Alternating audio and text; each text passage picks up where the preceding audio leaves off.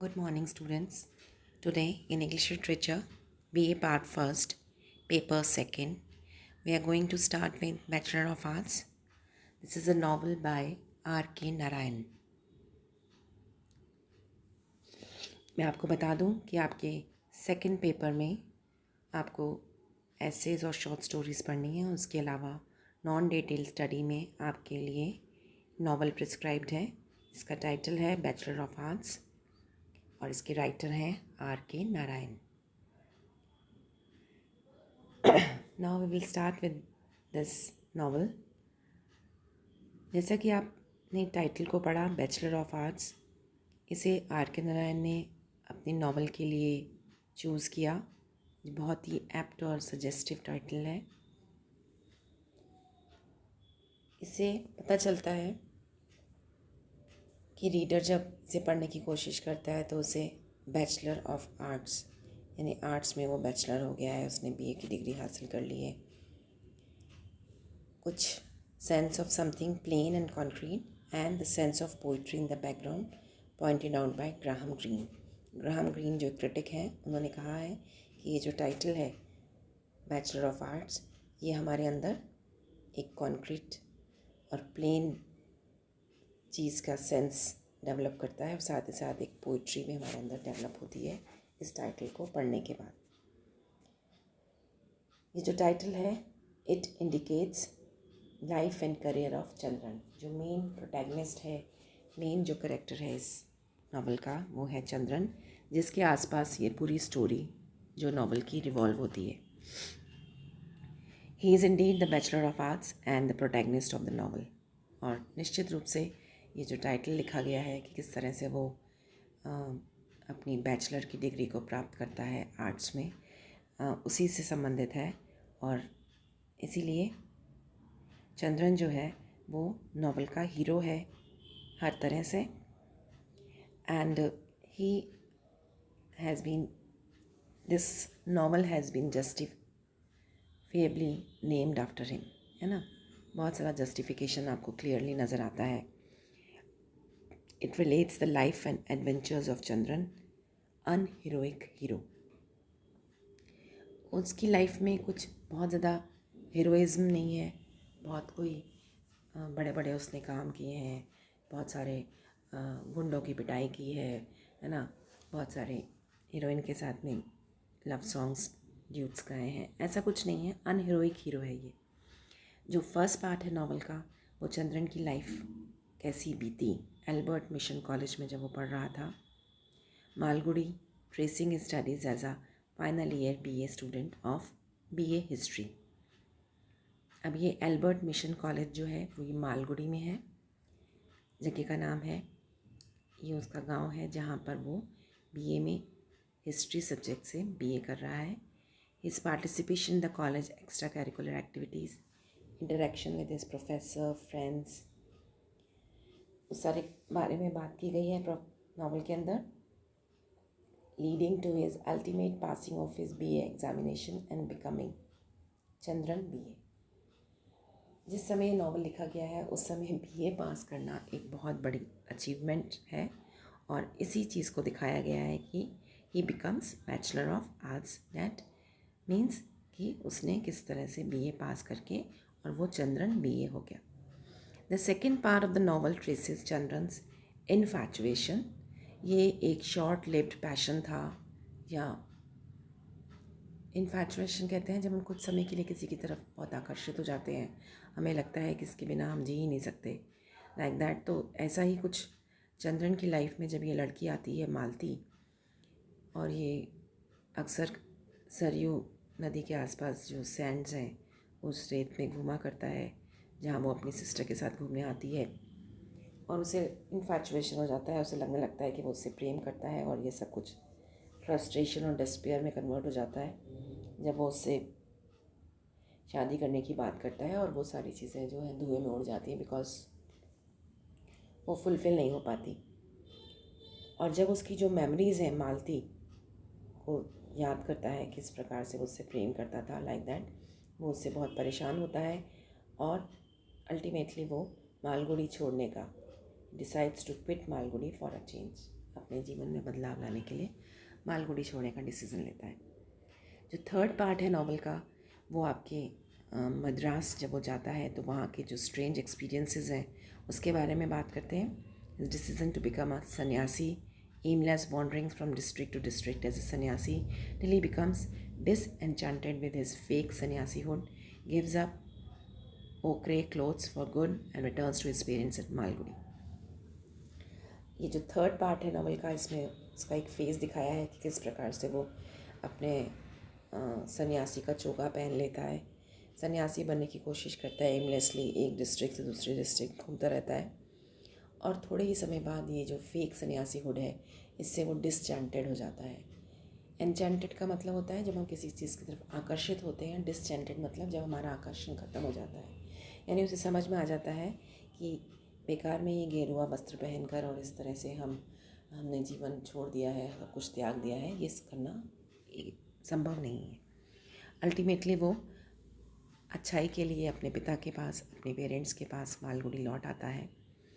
Fourth part जो novel का है उसमें उसके एफर्ट्स दिखाए गए हैं to reestablish himself in life by taking up the Malgudi agency of the daily messenger issued for Madras and improving its circulation by his excellent canvassing techniques and uncompromising dedication. यहाँ आने के बाद fourth जो part है novel का, जब आप इसे पढ़ते हैं तो वो अपने आप को फिर से पुनः स्थापित करने की कोशिश कर रहा है और इस काम के लिए उसने मालगुडी की एक एजेंसी ज्वाइन की है जिसका नाम है द डेली मैसेंजर. उसके इश्यूज़ निकलते हैं मद्रास से और यहाँ वो इम्प्रूविंग इट्स सर्कुलेशन, किस तरह से इस पेपर का सर्कुलेशन बढ़े इसके लिए वो कई सारे प्रयत्न करता है. बहुत ही शानदार तरीके से कैनवेसिंग टेक्निक्स अपनाता है. आपने देखा होगा कि जब हम किसी नेता को जितवाने की कोशिश करते हैं तो जो इस तरह की कैनवेसिंग की जाती है उसके लिए, उसी प्रकार की कैनवेसिंग वो अपने इस डेली मैसेंजर इस पेपर के लिए करता है. उन टेक्निक्स को अडॉप्ट करता है और अनकॉम्प्रोमाइजिंग डेडिकेशन, बिना किसी प्रकार का कोई समझौता किए हुए उस डेडिकेशन के साथ, बहुत ही ईमानदारी के साथ अपने तन मन धन से वो इस कार्य में लग जाता है. और इसी बीच वो सुशीला नाम की एक लड़की से शादी भी कर लेता है जो उसके माता पिता उसके लिए सजेस्ट करते हैं और एक लविंग हस्बैंड और एक चार्मिंग लविंग हस्बैंड में कन्वर्ट हो जाता है. वो एक बहुत ही लविंग हस्बैंड प्रूव होता है और उसकी जो वाइफ है बहुत ही चार्मिंग है, बहुत ही सुंदर है. और नॉवल का जो एंड है with his flying visit to see her at her parents' house at Talpur, जहाँ वो अपनी पत्नी के पेरेंट्स के यहाँ पहुँचता है Talpur. He has not heard anything from her for the past 6 days, क्योंकि 6 दिन से वो अपनी पत्नी से बात नहीं कर पाया है, तो उससे मिलने के लिए वो वहाँ जाता है. यहाँ पर वो नॉवल जो है एंड होती है. जो बैचलर ऑफ आर्ट्स नॉवल है वो बहुत ही क्लोजली ऑर्गेनाइज्ड है 4 पार्ट्स में. उसका हर पार्ट जो है वो नॉवल की ग्रोथ और प्रोटैगनिस्ट की ग्रोथ और उसके डेवलपमेंट को शो करता है. Novel is closely organised under 4 parts, जैसा हम ऊपर डिस्कस कर चुके हैं. Each part presents a certain stage in the growth of the protagonist Chandran as he leaves college as a graduate, face the odds of worldly life before he finally settles down as a happy married and contented man with a loving wife and a lucrative job. Ultimately दिखा रहे हैं कि किस तरह से वो college में उसके क्या क्या चीज़ों का सामना करता है, कैसे वो ग्रेजुएट होता है और कैसी वर्ल्डली लाइफ में जो अलग अलग विभिन्न जो प्रॉब्लम्स आपके सामने आती हैं, कैसे वो फाइनली सेटल डाउन होता है और वो मैरिज करता है और एक हैप्पी मैरिड लाइफ लीड कर रहा है. कंटेंटेड मैन है, उसकी लविंग वाइफ है और उसके पास एक लुक्रेटिव जॉब है, यानी अच्छा जॉब है जिससे आप अच्छा पैसा कमा सकते हैं और एक कंफर्टेबल लाइफ लीड कर सकते हैं. तो जो पार्ट 1 है नॉवल का वो चंद्रन की कॉलेज लाइफ से रिलेटेड है. उस लाइफ में उसको क्या क्या प्रॉब्लम्स आती हैं और उसके लाइफ में आने वाली जो कॉमिक सीन्स हैं उससे रिलेटेड है. उसकी एम्बिशंस, उसकी वैनिटीज़, उसकी स्नॉबरी. एम्बिशंस होती है महत्वाकांक्षाएं, वैनिटीज़ होते हैं जिस पे हम अनावश्यक छोटी छोटी बातों पे जिन पे हम गर्व करते हैं, घमंड करते हैं. स्नॉबरी कहते हैं जब हम कुछ चीज़ों को लेकर दूसरों के प्रति एक अलग भावना पैदा कर लेते हैं। ही इज़ अ स्नॉब, मतलब कोई लोग उससे पसंद करते नहीं है, बात करना पसंद नहीं करते, लाइक, तो ये सब चीज़ें संबंधित है। It also shows him at home in the company of his parents, younger brother Seenu. फिर पार्ट 2 और 4 जो है gives a more detail picture of his relationship with the different members of his family, जिसमें उसके अंकल आते हैं, ants हैं, cousin हैं जो मद्रास में रहते हैं। It is in these parts of the novel the family theme becomes an important strand of the narration. और इन्हीं पार्ट्स में जो नॉवल है, जब वो फैमिली के साथ मूव कर रहा है, यही सबसे ज़्यादा मेन जो इम्पोर्टेंट स्ट्रैंड कहते हैं, ऐसे स्ट्रैंड कहते हैं नदी के किनारे को या समुद्र के किनारे को, जहाँ हम खड़े होकर समुद्र को निहारते हैं। लेकिन यहाँ उसकी लाइफ का ये बहुत ही इम्पोर्टेंट पॉइंट कह सकते हैं आप, बन जाता है ये जो स्टोरी पूरी नरेट कर रहा है। बिकॉज बेसिकली आर के नारायण जो है, आपको साउथ इंडियन होने की वजह से जो आपका बैकग्राउंड है नॉवल का, वो मद्रास है। मद्रास में किस तरह से वो रह रहा है और कैसे लोगों से वो डील करता है, like that. Bachelor of arts जो है फर्स्ट टक the significant note of ironic comedy in the character of Chandran. जो बेसिक कॉमिक सिचुएशन है नारायण की नॉवल का is deviation from the normal, and in the plots of his novel he follows the usual pattern of irony. अब ये जो irony जिसको आप कहते हो कि लाइफ में कुछ ऐसी घटनाएं आपकी घट जाती हैं जिसके लिए आप तैयार नहीं होते हो, तो ये आयरनी होती है लाइफ की। यानी कुछ ऐसी आयरॉनिकल सिचुएशंस क्रिएट हो जाती हैं जिसके लिए आप रेडी नहीं होते हो। आप लाइफ में कॉलेज में पढ़ रहे हो, आप एक लड़की को देखते हो, उसके प्रति आकर्षित होते हो, लेकिन अल्टीमेटली ये आपकी लाइफ की आयरनी है कि आपके उसके साथ में एसोसिएशन लंबा नहीं खिंच पाता, आपको डिसअपॉइंटमेंट मिलती है और जल्दी ही आप उससे अलग हो जाते हो, लाइक दैट। तो ये जो आयरनी है इसके अंदर आपको ऑर्डर, डिसऑर्डर, फिर ऑर्डर, 3 चीज़ें नज़र आ रही हैं। लाइफ जो है बहुत ही ऑर्डरली वे में चल रही है, नियमित चल रही है, कहीं कोई परेशानी नहीं है। फिर उसके बाद लाइफ में कुछ ऐसे अप्स एंड डाउन आते हैं जिससे आपकी लाइफ में डिसऑर्डर आ जाता है, एंड अगेन फिर ऑर्डर क्रिएट करने वाली सिचुएशंस आपकी लाइफ में पैदा हो जाती हैं। तो बेसिकली यहाँ पर कुछ मूवमेंट्स दिखाए गए हैं चाइल्डहुड की, इनोसेंस के, रेकलेसनेस के, और यूथ टाइम में जो रोमांटिसिज्म के।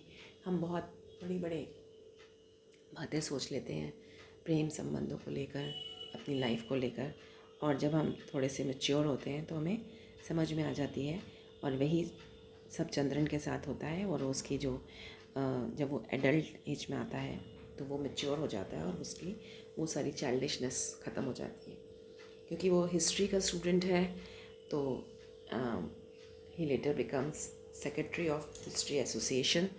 और ये साथ ही साथ वो ये सजेस्ट भी करता है कि historians should be slaughtered first as the topic for the college union debate. ये बहुत ही कॉमिक सीन है, क्योंकि सबसे पहले जब वो कॉलेज यूनियन का फंक्शन होता है और डिबेट रखी जाती है तो उसमें वो टॉपिक रखता है historians should be slaughtered first. क्योंकि हिस्टोरियंस ने जो कुछ भी प्रेजेंट कर दिया हम उसी को हिस्ट्री मान लेते हैं। उसमें उनकी खुद के भी बायस हैं, खुद की कुछ पूर्वाग्रह हैं, और इसलिए वो चाहता है, इसलिए वो ये टॉपिक सजेस्ट करता है। ये बहुत ही आयरॉनिकल है। और the shape of things to come, Chandran first rated lover renounces the world in sheer disgust. आपको फर्स्ट पार्ट में दिखता है कि वो एक बहुत ही डिवोटेड लवर है, मालती को पसंद करता है, उसके लिए जीवन में कुछ भी करने को तैयार है। धीरे धीरे अल्टीमेटली उसके लाइफ में डिस्ट्रक्शन आता है, फ्रस्ट्रेशन आता है ना। वो एकदम से पूरा संसार त्याग देता है और सन्यासी बन जाता है शेयर डिस्गस्ट में। And then returns to the conventional family fold. फिर वापस अपने परिवार में लौट आता है, अपने मित्रों से मिलता है, अपनी फैमिली मेम्बर्स से मिलता है, और एक डिवोटेड हस्बैंड की लाइफ लीड करने लगता है और सुशीला से शादी करता है।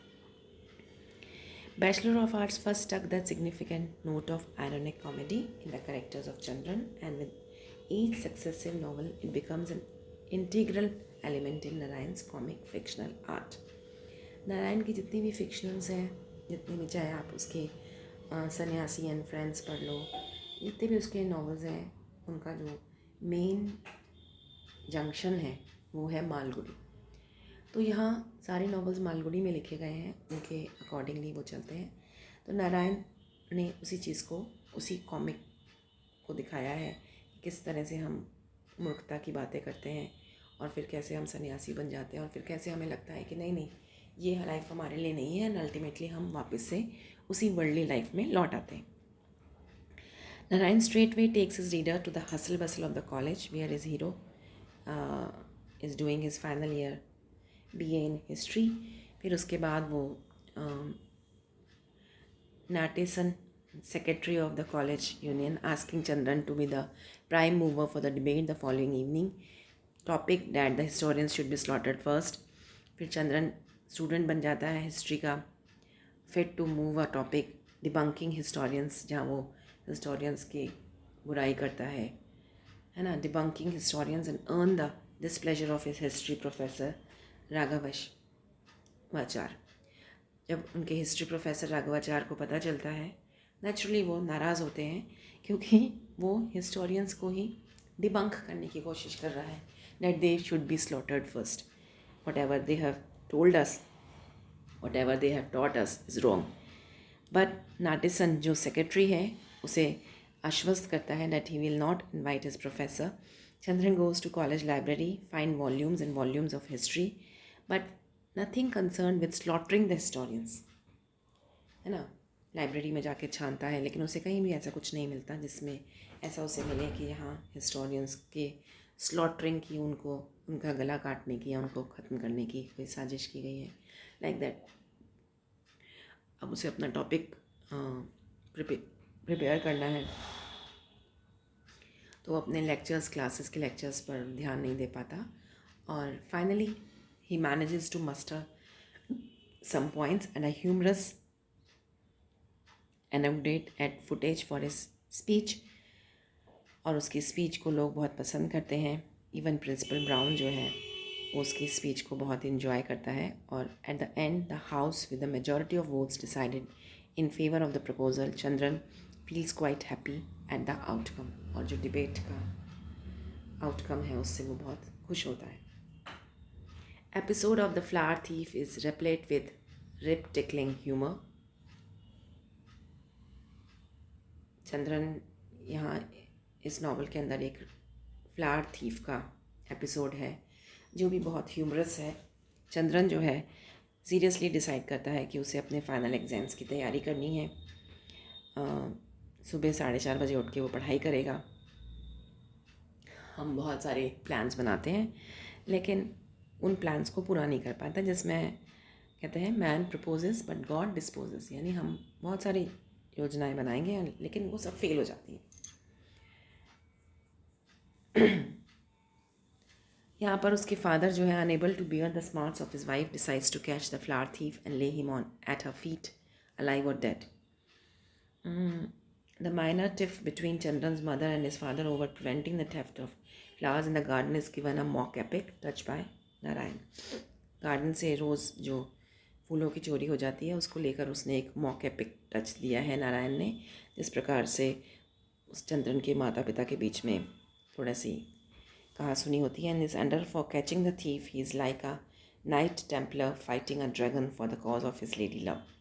अपनी पत्नी को प्रभावित करने के लिए, जिस तरह से पुराने कहानियों के अंदर नाइट जाता था सूट लेकर और राक्षस को मार लेता था, अपनी लेडी लव को बचा लेता था, like that. Next morning gets up at 4:30, waits at the garden armed with a stout bamboo stick, followed by his son Sinu too, having a similar weapon in his possession. He asks Chandran to blow out his lamp, lest the chief should become alert. Chandran also joins them and divides the force tactfully and placing it in different locations. अब यहाँ पर उसके पिता हैं, पिता के साथ में उनका छोटा भाई सीनू है, चंद्रन है, वो सब मिलकर उसको पकड़ने की कोशिश करते हैं, उस फूल चोर को। But when the sun rises, it's found that the flower plants are found to be bare. So he decides that they should get up at 4 the next morning and nab the thief. लेकिन जैसे ही सुबह होती है देखते हैं कि वो flowers तो प्लांट्स जो हैं they are bare, there are no flowers on that. Next day, Chandran father and he succeeds in nabbing the flower thief, but he is found to be a sannyasi in his ochre loincloth and matted hair. He does not consider his act as a theft. Flowers are God's creation. He has taken them for his daily puja before sunrise. He has no idea that the lady of the house will be using them for her puja. If he has known about it, he will have left enough flowers for the ladies' worship of our gods. He has taken the flowers because he thinks that they are grown there for decoration as they do in many bungalows. He will have taken their permission to collect the flowers in their garden, but he has to rob them of their sleep, which he does not like to do. On seeing the ochre cloth of the flower thief, Chandran's father relaxes his hold on him. His mother asks them not to hand him over the police as suggested by Chandran and invoke the holy man's curse. Chandran's father asks him to open the gate for the sannyasi to go out. Narayan brings out the ironic contrast in the handling of the flower thief. He is nabbed with avenging fury as the thief and dragged to the hall for inquiry, but his ochre cloths totally transform the whole scene. रात के अंधेरे में जब वो उस चोर को पकड़कर खींचकर ड्राइंग रूम में लेके आते हैं और लाइट में जब वो सन्यासी के कपड़ों को देखते हैं देन सीन चेंज हो जाता है. चंद्रन का फादर जो है who cries for the blood of the fellow becomes all of a sudden weak willed and soft. Chandran mothers does not want to earn the curse of the holy man. Naturally वो उसे छोड़ देते हैं क्योंकि सन्यासी को नहीं लगता कि उसने कुछ गलत किया है. उसे लगता है कि वो रात के अंधेरे सन राइज से पहले ही वो भगवान के लिए फूल तोड़ के ले जाता है और अगर वो पूछ कर तोड़ेगा तो वो लोग घर के लोगों की नींद डिस्टर्ब करे और नेचुरली उसकी अपनी वाइफ को इम्प्रेस करने के लिए जो हस्बैंड ने ये एफर्ट किए थे उसके पिताजी ने वो उसको छोड़ देते हैं.